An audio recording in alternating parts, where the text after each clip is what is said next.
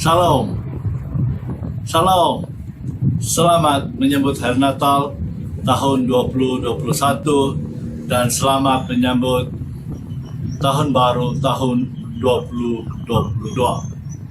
Apa kabar? Saudara-saudara, di dalam Yohanes 10 ayat 10b, Tuhan Yesus berkata, "Aku datang supaya manusia mempunyai hidup, bahkan mempunyai hidup yang berlimpah-limpah." Pertanyaan, apa dan bagaimanakah kehidupan yang berlimpah-limpah yang Tuhan maksudkan dan yang Dia mahu agar dimiliki dan dinikmati oleh setiap orang yang percaya kepadanya ini? Jawaban. Kita dapat menjumpai jawaban kepada pertanyaan ini dalam konteks terdekat kepada ayat Yohanes 10 ayat 10 ini, yaitu dalam keseluruhan Injil Yohanes. Saudara dan saudari, kita semua tahu dan percaya bahwa Tuhan Yesus Kristus telah datang ke dalam dunia dengan jalan dilahirkan secara luar biasa oleh Roh Kudus melalui perawan Maria. Tujuan kelahiran Yesus Kristus lahir ke dalam dunia di hari Natal yang bertempat di Bethlehem adalah untuk memberikan kepada setiap kita yang percaya satu kehidupan yang berlimpah-limpah, atau dalam bahasa terjemahan Indonesianya yang berkelimpahan. Apakah kehidupan yang berlimpah-limpah ini? Kita yang sudah lama percaya kepada Tuhan Yesus Kristus dan sudah terlibat dalam pelayanan kepimpinan perlu mengerti dan dapat menjawab pertanyaan ini dengan tepat dan baik. Baiklah saudara-saudari, mari kita belajar bersama-sama dari Injil Yohanes. Maksud hidup yang berlimpah-limpah dalam Tuhan Yesus Kristus ini sebagaimana yang dimaksudkannya. Dalam bab 1 Injil Yohanes ayat 1-3 dan 14, firman Tuhan berkata, "Pada permulaan sudah wujud firman, dan firman itu bersama Allah, dan firman itu ialah Allah." Kemudian dalam ayat 14 firman Tuhan berkata, "Firman itu menjadi manusia dan hidup dalam kalangan kita." Dalam Yohanes 1 ayat 3, dalam Yohanes pasal 1 ayat 1-3 dan 14, kita dapat arti pertama kepada kehidupan yang berlimpah-limpah, yaitu kehidupan yang berlimpah ini bermaksud kehidupan yang memiliki pengenalan Tuhan yang benar.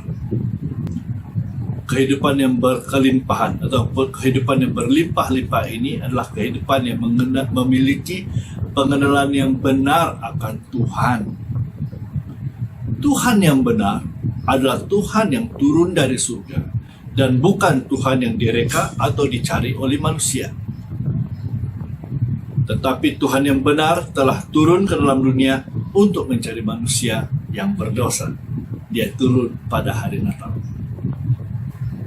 Dalam bab 2 ayat 1 hingga 11, di situ diceritakan tentang Yesus yang dijemput ke majelis perkahwinan yang bertempat di Kana. Dalam majelis itu, Tuhan telah menukarkan air menjadi anggur yang baik. Dia melakukan mukjizat yang pertama dalam satu majelis perkahwinan. Sebagaimana dosa masuk dalam dunia melalui unit keluarga, yaitu di Taman Eden melalui Adam dan Hawa, maka rencana penyelamatan Tuhan Dia mulahkan dalam unit keluarga juga, yaitu waktu Dia menukarkan air menjadi anggur. Nah, berdasarkan peristiwa Tuhan menukarkan air jadi anggur ini, kita mendapat pemahaman kedua tentang arti hidup yang berkelimpahan atau hidup yang berlimpah-limpah dalam Tuhan. Masuk kedua tentang hidup yang berlimpah-limpah dalam Tuhan adalah memiliki kehidupan keluarga, memiliki kehidupan suami istri yang sentiasa disegarkan dengan anggur yang baru dari Tuhan apabila kita jemput Tuhan campur tangan dalam hidup pernikahan kita. Nah, majelis pernikahan di Kana itu adalah satu gambaran kepada perjalanan hidup pasangan suami istri. Pada mulanya indah dan manis, tetapi apabila sudah beberapa waktu, keintiman dan kasih sayang semakin pudar. Jadi kita perlu minta campur tangan Tuhan Yesus Kristus dalam pernikahan kita, dan Dia akan memberikan kepada kita anggur yang baru. Pertanyaan, bagaimanakah kehidupan Anda sebagai suami istri pada hari ini? Adakah pelayanan sebagai pemimpin sedang memudaratkan hubungan Anda sebagai suami istri? Adakah Anda sedang mengalami retak menanti belah sebagai suami istri? Adakah Anda sedang perang dingin tidak bercakap satu sama lain? Atau Anda sudah bercerai dan menyesal dengan tindakan itu? Mintalah anggur baru dari Tuhan Yesus Kristus dan kembalilah intim dalam hubungan suami istri. Tidak yang mustahil bagi Tuhan. Nah, yang bahagian kedua dalam bab 2 ini adalah tentang Yesus membersihkan bait Allah. Dalam bab 2 ayat 12-22, Tuhan Yesus membersihkan bait suci. Para peniaga dihalaunya dari ruang kawasan yang diperuntukkan kepada bangsa-bangsa bukan Yahudi untuk datang berdoa. Orang-orang yang dimarahi Tuhan Yesus dalam bab 2 ini menyangka mereka membantu pelayanan dengan membawa barang-barang keperluan pelayanan seperti burung dan binatang, tetapi sadar atau tidak, mereka telah menggunakan dan memenuhi ruang yang diperuntukkan kepada orang-orang bukan Yahudi untuk datang beribadah, berdoa di bait Allah, di luar bait Allah. Nah, daripada peristiwa ini,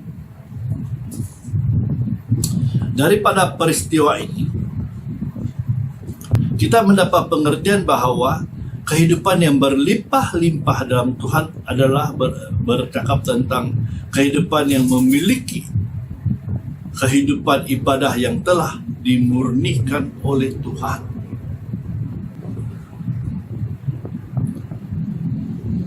Tuhan Yesus sangat marah kepada pedagang-pedagang itu, sebab itu satu perbuatan yang mementingkan diri dan tidak memberi peluang kepada orang lain datang kepada ibadah itu. Ibadah kita dimurnikan pada hari ini oleh Tuhan Allah Bapa apabila kita percaya kepada karya Kristus yang diselesaikannya di kayu salib dan kebangkitannya dari kematian. Jadi pada hari ini kita belajar daripada 2 bab pertama sahaja daripada Injil Yohanes, kita belajar 3 perkara tentang hidup berkelimpahan. Yang pertama, hidup berkelimpahan berarti memiliki pengenalan yang benar tentang Tuhan. Kedua, hidup berkelimpahan berarti memiliki air anggur yang sentiasa diperbaharui oleh Yesus Kristus dalam hubungan suami istri. Ketiga, hidup berkelimpahan berarti memiliki ibadah yang sudah dimurnikan oleh Tuhan. Kita teruskan. Dalam bab 3, Yesus didatangi oleh seorang pemimpin agama Yahudi, seorang Farisi bernama Nikodemus. Kalau kita membaca bahagian ini, kita dapat membaca tentang Nikodemus, seorang dari golongan Farisi. Dia pergi bertemu dengan Tuhan Yesus, tetapi Tuhan Yesus langsung berkata kepada dia tanpa banyak bicara yang lain. Tuhan Yesus berkata, engkau harus lahir baru Nikodemus, engkau harus dilahirkan kembali. Kalau tidak lahir kembali, Anda tidak dapat melihat kerajaan Allah. Nah, kita dilahirkan kembali, saudara-saudara, apabila kita percaya kepada Tuhan Yesus Kristus dalam pengorbanannya di kayu salib dan kebangkitannya dari kematian dan menerimanya menjadi penyelamat dan Tuhan kita secara pribadi. Maka dari bab 3 ini, dalam cerita ini, Yesus dan Nikodemus ini, kita dapat belajar bahwa kehidupan yang berkelimpahan adalah kehidupan yang mengalami kelahiran baru di dalam Yesus Kristus. Sudahkah Anda dilahirkan kembali? Seterusnya dalam bab 4, kehidupan yang berlimpah-limpah nampak dalam hal seorang perempuan berdosa, perempuan Samaria yang hidup dalam perzinahan, mendapat pengampunan, mendapat kasih karunia daripada Tuhan. Jadi kehidupan yang berkelimpahan dalam Tuhan berdasar daripada bab 4 ini bercakap tentang kehidupan yang dijalani dalam kasih karunia Tuhan setiap hari. Kita cukup menyadari pengampunan dan keselamatan serta kasih Tuhan yang kita nikmati bukan oleh kekuatan kita, tapi oleh kasih karunia Allah. Seringkali kita pandang rendah orang yang berdosa, tetapi dalam cerita ini perempuan Samaria yang hidup dalam dosa adalah menjadi perempuan yang berbahagia, sebab dia bertemu dengan Tuhan Yesus dan dia diampuni dan dia diberi peluang baru, dia mendapat kehidupan baru. Dia menerima kasih karunia, dia mendapat kasih karunia daripada Tuhan. Jadi hidup yang berkelimpahan dalam bab bahagia ini adalah hidup yang dijalani dalam kasih karunia Tuhan. Haleluya. Dalam bab 5 kita dapat membaca tentang cerita siapa ini. Orang lumpuh yang disembuhkan Yesus dekat dengan kolam Bethesda. Kemudian dia yang tidak sangka kebaikan Tuhan diberikan kepada dia. Lalu apa yang berlaku? Dia disembuhkan oleh Yesus. Yesus sembuhkan dia dapat berjalan. Nah, daripada bahagian ini kita dapat belajar tentang kehidupan berkelimpahan yang Tuhan mau berikan kepada kita adalah kehidupan yang mengalami kebaikan Tuhan dalam hidupnya dan tanpa disuruh mau bersaksi tentang kebaikan Tuhan. Orang lumpuh tadi setelah dia sembuh, setelah dia disembuhkan, dia keluar dan memberitahu perbuatan baik Tuhan terhadap dirinya. Nah, begitulah. Bila kita mengalami kelimpahan kebaikan Tuhan dalam hidup kita mau bersaksi. Itulah satu aspek dalam kehidupan berkelimpahan. Khususnya dalam bab 6. Dalam bab 6, Tuhan Yesus berkata, "Akulah roti hidup," ayat 35. Jadi kehidupan yang berkelimpahan ini adalah kehidupan yang dikuatkan di dalam kita apabila kita makan daripada roti hidup, yaitu firman Allah. Firman Allah, kata-kata Yesus yang bertulis dan dipenuhi oleh Roh Kudus, kita menikmati firman Allah dan kita dikuatkan. Kehidupan baru, kehidupan itu dikuatkan dan terus berlimpah dalam kita. Dalam bab 7, dalam ayat 38 sampai 39 dikatakan di sana, "Barang siapa percaya kepadaku, aliran-aliran air hidup akan mengalir pada hatinya dan keluar." Yang dimaksudkannya adalah Roh Kudus. Roh Kudus belum datang pada masa itu, Yesus belum dimuliakan. Tetapi pada hari ini Yesus telah dimuliakan. Jadi kehidupan yang berkelimpahan yang disebut di dalam bab 7 ini adalah kehidupan yang dipuaskan oleh Roh Kudus sendiri. Kemudian roh dalam kita mengalir dalam kita dan mengalir melalui kita. Dan itu aliran Roh Kudus ini disebut sebagai air hidup. Air sangat diperlukan dalam konteks padang pasir. Jadi air hidup itu diterjemahkan dalam perbuatan-perbuatan tindakan kasih kita kepada orang lain, pertolongan yang kita berikan kepada orang lain. Dalam masa pandemik ini orang perlu beras, kita beri dia beras. Perlu sepapan telur, kita bagi dia sepapan telur. Perlu sayur, kita bagi dia sayur. Itu adalah aliran air hidup yang mengalir melalui kita. Kelimpahan hidup. Dalam bab 8, hidup yang berlimpah-limpah daripada bahagian ini maksudnya adalah hidup dalam kebenaran Tuhan yang memerdekakan kita. Karena dalam ayat 32 bab 8 Tuhan Yesus berkata, kalau kamu turut perkataan engkau akan mengenal kebenaran, dan kebenaran itu akan memerdekakan kamu. Jadi hidup dalam yang berkelimpahan adalah hidup dalam kemerdekaan yang Tuhan berikan. Kita sebagai pemimpin kita harus merdeka dalam Tuhan. Barulah kita boleh menyatakan kasih Tuhan. Barulah kita boleh mendorong orang dalam bertumbuh dan kuat dalam Tuhan. Sekiranya tidak, kita mau pimpin dengan apa?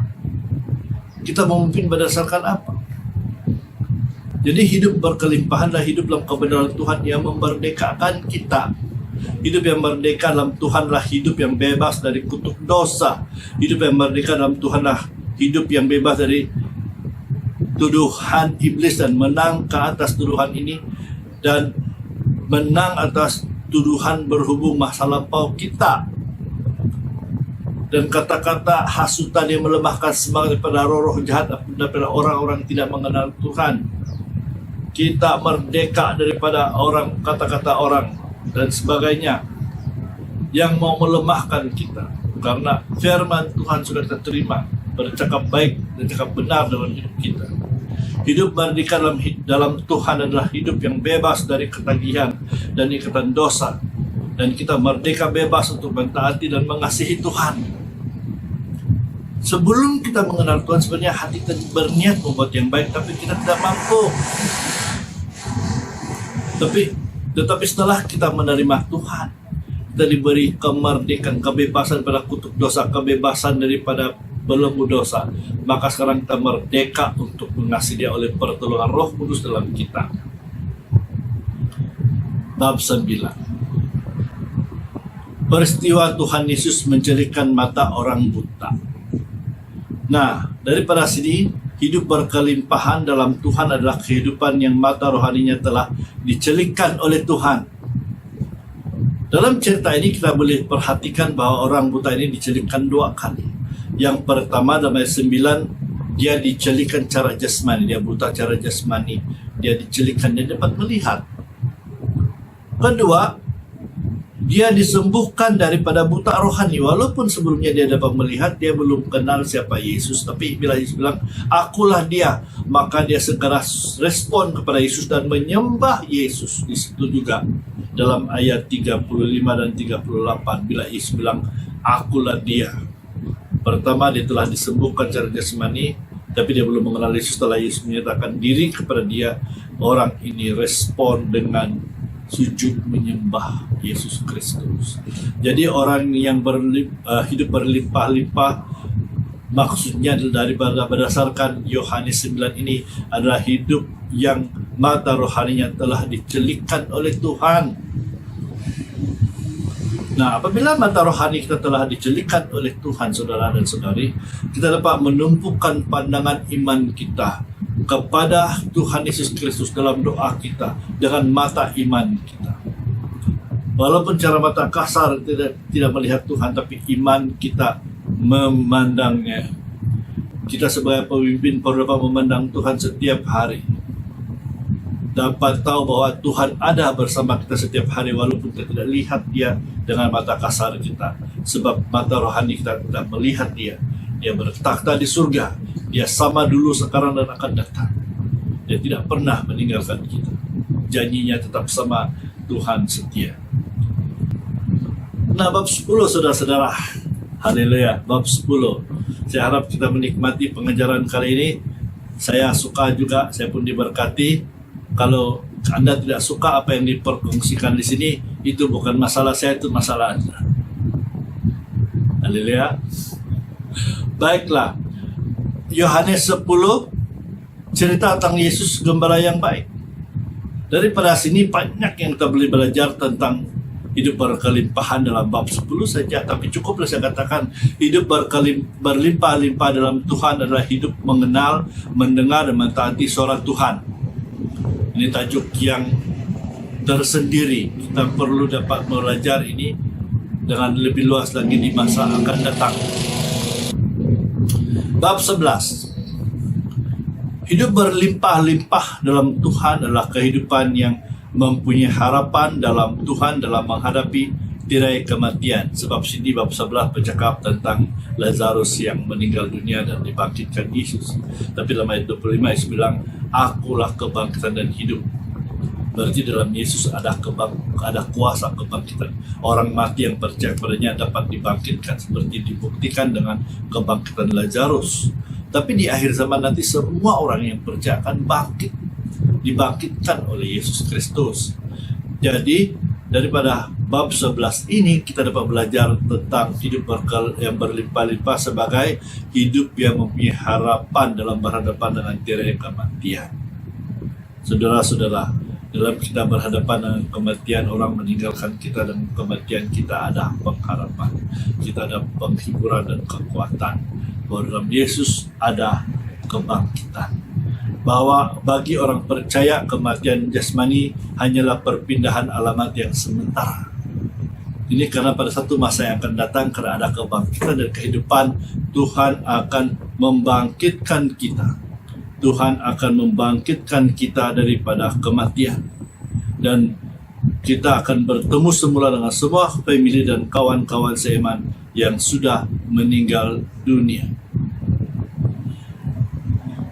Nah, saudara-saudara, kita teruskan dalam bab 12. Di dalam bab 12 ini,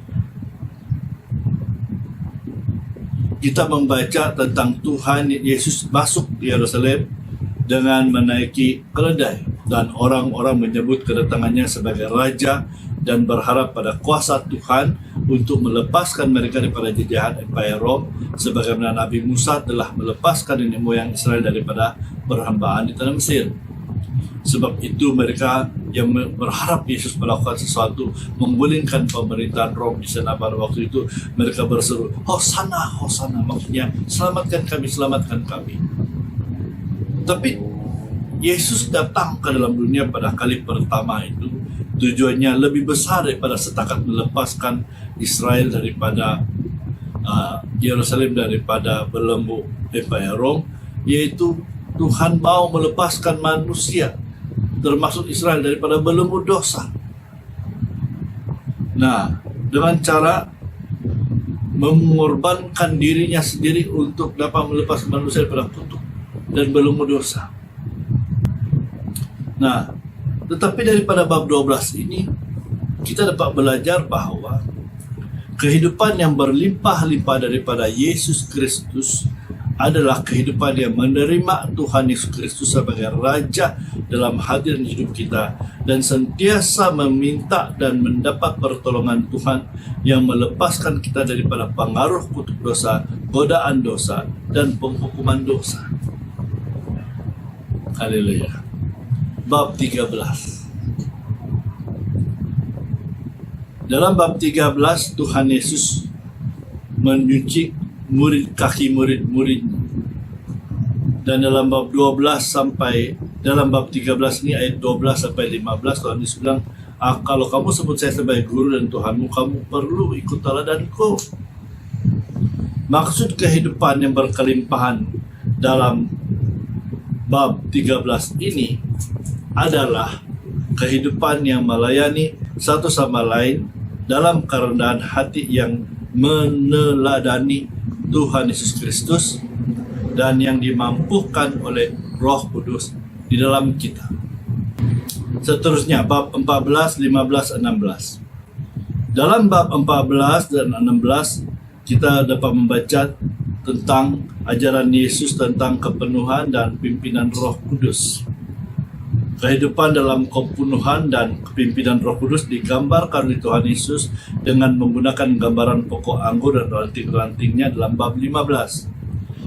Maksudnya, sebagaimana ranting-ranting tercantum pada pokok untuk mendapat menghasilkan buah, demikian terus tercantum pada Tuhan Yesus Kristus oleh Roh Kudus, atau Roh Kristus yang hidup dalam kita. Nah, orang yang kehidupannya dipenuhi oleh Roh Kudus itu terbukti. Saya ulang lagi, orang yang kehidupannya dipenuhi oleh Roh Kudus itu terbukti dengan hidupnya yang menghasilkan buah yang sentiasa memuliakan Tuhan Allah. Yohanes 16 ayat 14 berkata, Roh Kudus akan memuliakan aku. Jadi apabila Roh Kudus ada di dalam kita, dia akan memuliakan Yesus.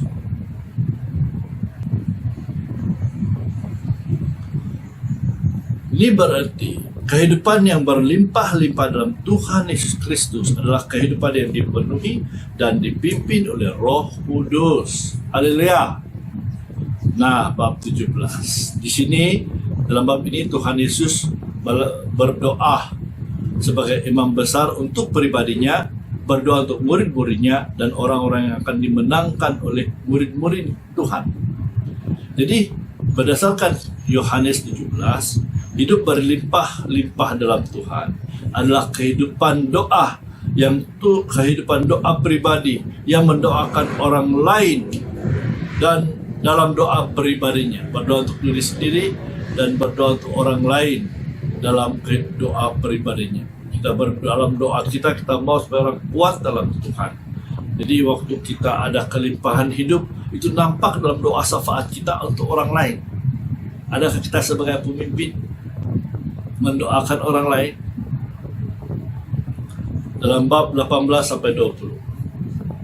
Dalam bab 18, 19 dan 20 dari Injil Yohanes ini, kita belajar tentang penangkapan, penyaliban dan kebangkitan Tuhan Yesus Kristus dari Tuhan Yesus Kristus. Dan kita membaca tentang kematian Yesus Kristus dan kebangkitan Tuhan Yesus Kristus, serta Tuhan Yesus menampakkan diri kepada murid-muridnya, dan pada satu masa dia menampakkan kepada lebih 500 orang dalam satu masa. Nah, ini berarti kehidupan berlimpah-limpah dalam Tuhan adalah hidup yang berpusat pada kematian dan kebangkitan Tuhan Yesus Kristus. Inilah kandungan berita Injil yang sangat penting, yang paling utama. Rasul Paulus menegaskan perkara yang paling utama dalam surat-suratnya, yaitu kematian dan kebangkitan Yesus Kristus. Tanpa kematian kebangkitan Kristus, tanpa kematian dan kebangkitan Yesus Kristus, maka sia-sia iman kita, sia-sialah iman Anda dan iman saya. Nah, saudara-saudara, yang terakhir dalam bab 21. Dalam bab 21, dalam bab ini Tuhan Yesus Kristus menampakkan dirinya kepada murid-muridnya. Dalam bab ini Tuhan Yesus Kristus bertanya kepada mereka, terutama kepada Petrus yang pernah menyangkalnya sambil bersumpah. Petrus pernah menyangkal Yesus waktu Yesus sudah tangkap, dan dia mau kena karena soal jawab oleh orang-orang berkuasa masa itu. Petrus yang berikut Yesus itu menyangkal, saya tidak kenal dia, sumpah lagi. Itu dapat kita baca dalam Matius 26 ayat 74. Matius 26 ayat 74. Nah, Petrus ditanya oleh Yesus, juga Yesus tanya murid-muridnya, adakah engkau mengasihi aku, dalam bab 21 daripada Injil Yohanes ini. Nah, sekiranya mereka mengasihi, sekiranya murid-murid Tuhan mengasihi Yesus, maka mereka akan mau menggembalakan domba-dombanya, yaitu orang-orang percaya dalam pelayanan mereka. Jadi daripada bab 21 ini, kita belajar dan mengerti bahwa kehidupan yang berlimpah-limpah dalam Tuhan adalah kehidupan yang mengasihi Tuhan Yesus Kristus dan rela melayani untuk menggembala, maksudnya mengajar, membimbing dan menuntun orang-orang percaya untuk terus percaya dan bertumbuh matang dalam Tuhan. Nah, saudara-saudara, Tuhan Yesus Kristus yang lahir pada hari Natal adalah firman Allah yang berkata-kata kepada umatnya dalam perjanjian lama. Dalam wujudnya sebagai manusia, Tuhan Yesus Kristus merupakan gambaran kewujudan Tuhan Allah yang sempurna bagi kita. Tuhan yang tidak kelihatan di perjanjian lama, yang nampak dalam perbuatan luar biasa, berbicara melalui nabi-nabi, sekarang dalam Yesus Kristus turun kepada kita. Dia telah datang untuk memberi jalan keselamatan dari hukuman dosa dan memulihkan hubungan manusia dengan Allah melalui pengorbanannya di kayu salib. Kehidupannya yang berlimpah-limpah, kehidupan yang berlimpah-limpah dalam Tuhan berlaku dalam kita apabila kita terus hidup mentaati dan melayani Tuhan kita. Haleluya. Nah, sebagai tantangan untuk Anda dan saya pada kesempatan ini, perkongsian dari Injil Yohanes yang bercakap tentang kehidupan yang berkelimpahan dalam Tuhan Yesus Kristus yang saya kongsikan ini merupakan pengalaman, penghayatan, dan realiti rohani yang dialami dan akan dialami setiap murid Kristus yang serius dan bersungguh-sungguh mahu mengikuti Tuhan.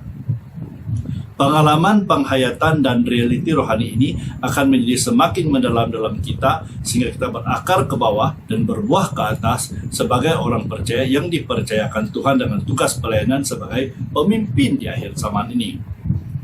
Pengalaman, penghayatan, dan realiti rohani inilah aturan penyelarasan, spiritual alignment kita sebagai orang-orang percaya dan pemimpin-pemimpin rohani masa ini. Kita kembali kepada penyelarasan rohani yang tepat setiap hari apabila setiap hari kita hidup beriman, berserah, dan hidup dalam kebenaran firman Tuhan setiap hari dalam kepenuhan Roh Kudus. Semoga perkongsian ini bermanfaat untuk kita semua. Tuhan memberkati. Selamat menyambut Natal 2021 dan Tahun Baru 2022. Shalom, shalom, haleluya, amin.